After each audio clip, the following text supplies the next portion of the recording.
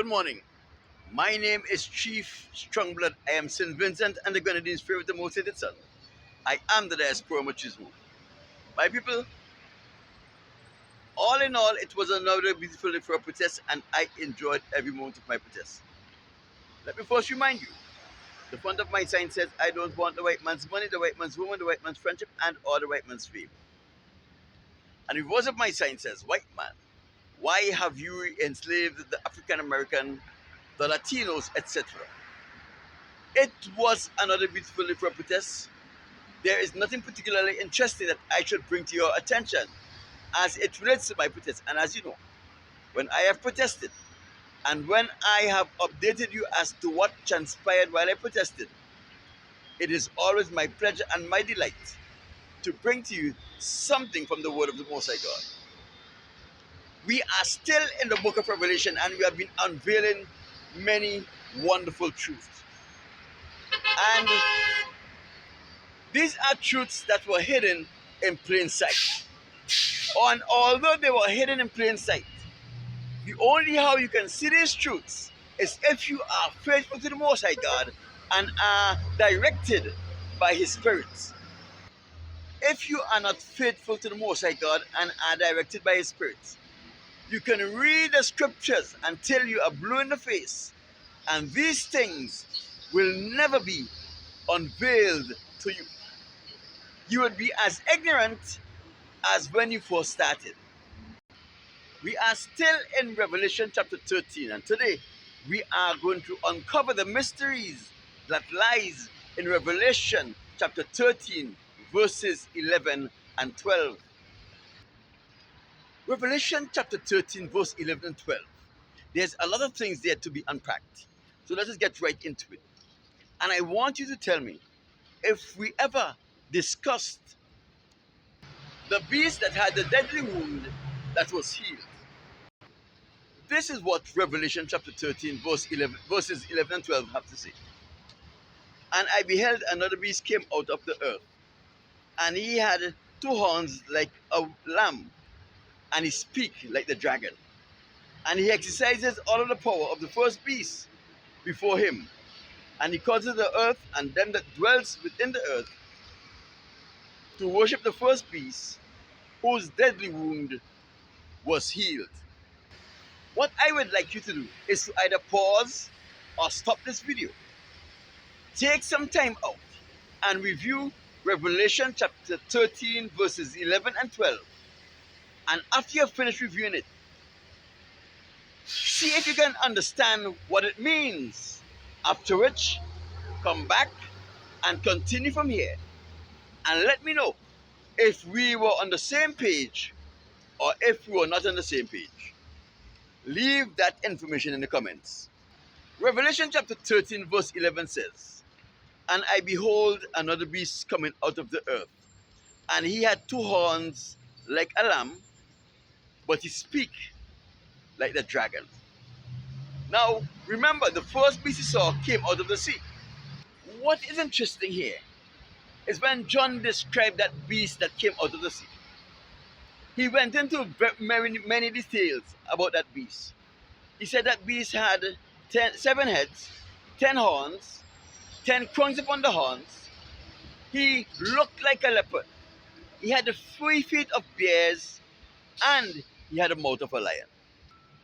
But for some unknown reason, John is unable to provide a detailed description of the second beast, the beast that came out of the earth, as he did with the first beast, the beast that came out of the sea. The only description John gives to this beast that came out of the earth was it has 2 horns like a lamb, and he speaks like a dragon. What we must not forget here is that what is a lamb? A lamb is the most docile of creatures they have in the world. A lamb is very docile. He don't get aggressive. All he concerned about is to graze, breed, and sleep. Nothing else matters to a lamb. A dragon, on the other hand, is a massive, fire-breathing carnivorous animal that love the taste of blood.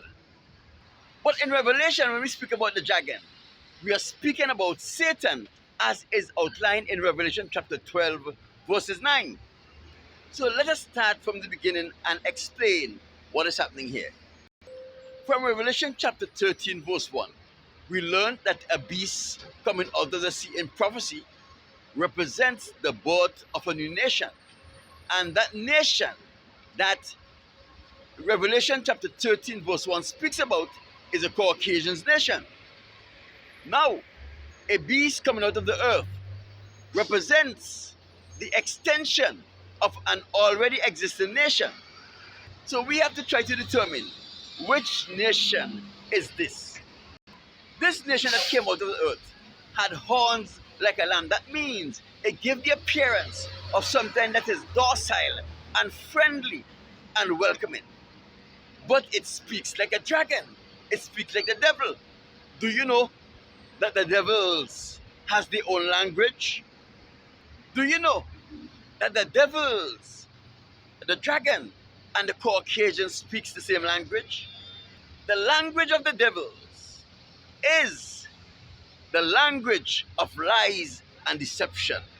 Everything that comes out of the devil's mouth, the dragon's mouth, is a lie. It is intended to deceive you to your own destruction. This beast that Revelation chapter 13 verse 11 says came out of the sea represent the United States of America in prophecy. The only reason the United States of America in prophecy was not given the same description as the Caucasians, it is because it is not a Caucasian nation. It is a mixed multitude. And the best way to describe America is that from its appearance, it looks friendly, but it is actually a dangerous nation, one that practices deceptions and lies and hoping to destroy you with their deception and their lies. The United States of America was founded on deception, betrayal, and lies. One of the biggest lies that have plagued the American community for centuries is the lies that was told to the slaves at the inception of emancipation. The slaves were told that they were going to be given 10 acres of land and a mule for the atrocities that was meted out on them during slavery. Almost 200 years after slavery was abolished and that promise was made of 10 acres and a mule to the descendants of slaves, not one descendant of slave was ever given 10 acres of land and a mule, the reward for the enslavement of their people for almost 400 years. Another lie of this country is that they have been inviting the members of other nations, the Africans, the Indians, the Israelites, the Polynesians, and all of these other nations to come to America for the American dream, fully well knowing that there is nothing called the American dream, but there is only the American dream for the Caucasian nation and the American nightmare for every other nation on the earth. But when you come to the United States of America looking for and hoping for and willing to work hard for the American dream, it does not matter how hard you work. You will never achieve the American dream. You will never see anything like success unless you are forced to relinquish control over your soul. Become an odds with the Most High God. Make the devils your gods and the Caucasians your master. You must first become their slaves before they are able to give you any kind of prosperity. And the prosperity comes with the condition that you are subservient and obedient to them. As a matter of fact, you have no choice but to be subservient and obedient to them because you are now involved in a slavery that you will never be free from. And when you become their slaves, you have an obligation to your new masters, and that is to do all in your power to enslave any free man or woman that you know and are close with. Let me help you to put this into perspective. And the best way I can do so is to tell you a story from my childhood. As children growing up in St. Vincent and the Grenadines, in the capital Kingston, in the depressed area called Rose Place or Bottomtown, we as children played in the streets, especially in the night. When there was a moonlit night, all of the children in the neighborhood comes out in the streets and we'll play ring games and other games in the streets. We'll finish it off with what we call a koopy, or in this case we call it panapan, right? And after panapan, we'll play police and prisoners. One of the things about playing police and prisoners is that everyone wants to be chased. Nobody wants to be the one who is chasing the others trying to catch them. So when you're being chased, you get the opportunity to hide and to run and to show off your skills in escaping what is called a law enforcement, right? I was about 7, 8, 9, and 10 between those ages when we were playing these games. The older boys played along with us. But the main proponent in playing panapan and police and prisoner was a young man about 13 or 14 years old by the name of Pat Steele. We call him Pat Steelo. Pat enjoyed panapan and police and prisoner. But he always find himself in a situation where he is never being chased. He always have to be the one who is chasing and trying to catch us. And like everyone else, he wanted to be chased. So as we start playing the game, Pat Steelo started changing up the rules of the game to make it easier for him and the few others who were chasing us, and to make the game more exciting. The first rules he bring in was who get catch, help catch. In other words, if you are caught, then you now becomes a police officer and you have to help catch the criminals. Now before Pat implemented that rule, when you are caught, you're just out of the game. You go back to the bridge, you sat on the wall and you hang out there until the game is finished. But now, when you were playing who get catch, help catch, or who was caught, help catch the others, you are always in the game and it makes the game more exciting. One moonlight night,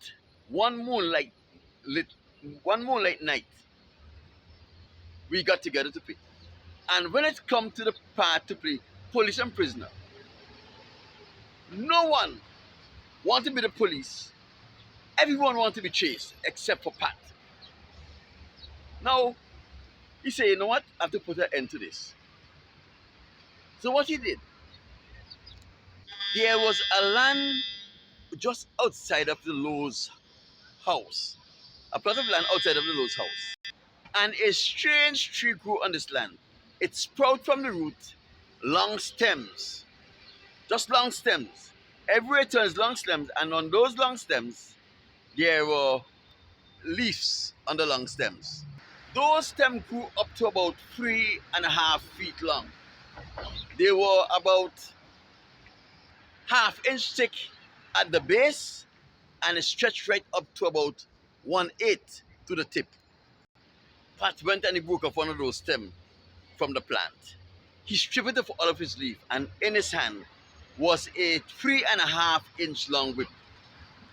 And he says, this is the new game we're going to play. The same rules as police and prisoner.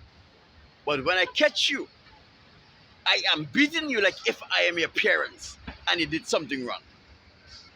And he said, I don't care who you are, but I'm giving you the opportunity to opt out of this game now because I'm not joking. Everybody decided we are going to play.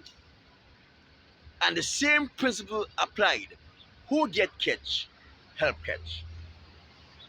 And Pat Steele started chasing us. And he chased us, and when he catch the first person, He beat them in the same way their parents would have if they would have offended their parents to the point where they need to be punished. And when that person get the first lick, he wanted to ensure that he inflict the same level of punishment on the next person they caught. And so a new game was invented in Bottom Tongue. It was called Lixa. My people, this is what happens when the Caucasians, when America invite people to come to America for the American dream, and they end up getting the American nightmare, meaning that they had to sell their soul to get the basic, the opportunity to get a job, the opportunity to own a home, and the opportunity to be pensioned. Now, because they were caught in the deception of America, they now have to practice that deception with people who they knew and once loved. They induce their family members back home to come to America. And when they come to America, they will be able to own the things that they have owned. In most cases, the only thing they owned was a rented apartment where if they fail to pay their rent, they will be evicted. Some nice clothes, and the access to food.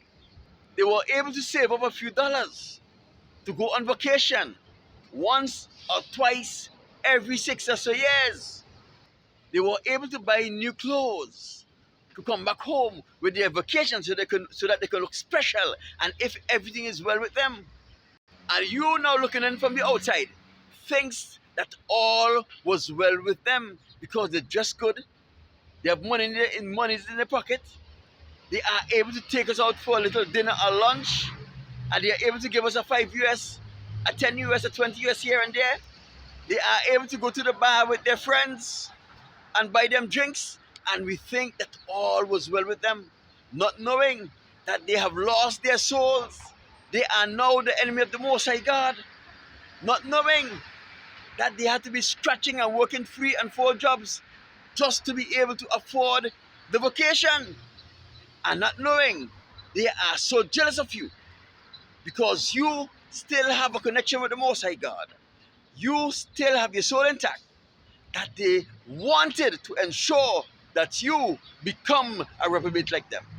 See, America tell the world that come to America for the American dream, only to come here and receive the American nightmare. He speaks the language of the dragon, the language of the devil, the language of lies and deception. Revelation 13:12 says, and he exercises all of the power of the first beast before him.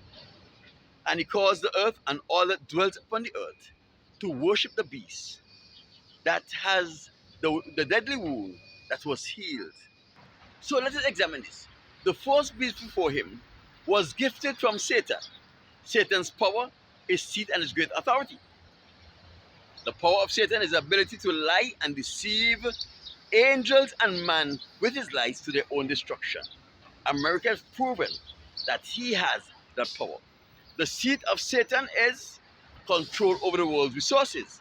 America have control over the world's resources.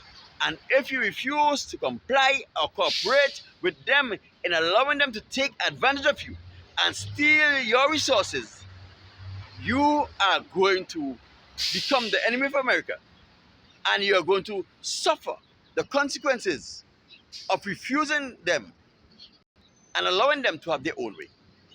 What are the consequences? They are going to come into your country and cause an eruption of crime in your country. They are going to get involved in your country's government and have political instability in your country. And they are going to induce your citizens into homosexuality, bestiality, and abortion, and make your citizens slaves. Example, Haiti. Another example, Ethiopia. When Haiti refused to allow the Caucasians to rule over them, and they became the first black republic in the world. Haiti have been suffering, and their suffering have never ended. when Haile Selassie, as king of Ethiopia, decided that he was going to manage his affairs in the best interest of his country and his people, the American government ensured that he was overthrown and murdered. Look at what happened to Libya and the Libyans, because their leader Gaddafi decided that the Libyans must be the main and primary beneficiary of the resources of Libya, not America and Europe. They went in and they killed him. He also gave them control over the demonic world. Come to California and you will see that the witchcraft in Haiti and Africa pale in comparison to what is happening here. Come to California and see for yourself. America blasphemed God. He blasphemed his name, his tabernacle, and the air and the creatures that dwells in the heavens. Americas, whose constitution was based on the Bible, have decided many, many moons ago that they don't want their children being taught this crap.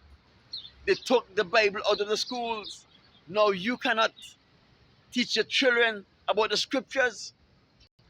Before I go, let me tell you a story from my childhood that ties in to police and prisoner. In 1979, in December of 1979, there was a revolution, a small eruption in the island of Union Island, one of the small islands in the Grenadines. And as a result of this small revolution, the Prime Minister at the time, Milton Cato, asked Barbados to help them to quiet the revolution. So the Barbados Prime Minister sent over members of the Barbados Defense Force to help quiet the revolution. They did not know what was the extent of the revolution, so they came and they were working together with the local police. Now, because there was an unrest and they weren't sure the level of the unrest, we had a 6 to 6 curfew. And because we as children in Bottomtown, children and young men in Bottomtown, accustomed playing police and prisoner, it was an opportunity for us to now play the real police and prisoner game. We will hang out on the bridge at Queen Street and Biss Street, where we can see clearly the two main roads where the police can approach us from. Middle Street was a one-way going in the opposite direction, so they couldn't approach from Middle Street.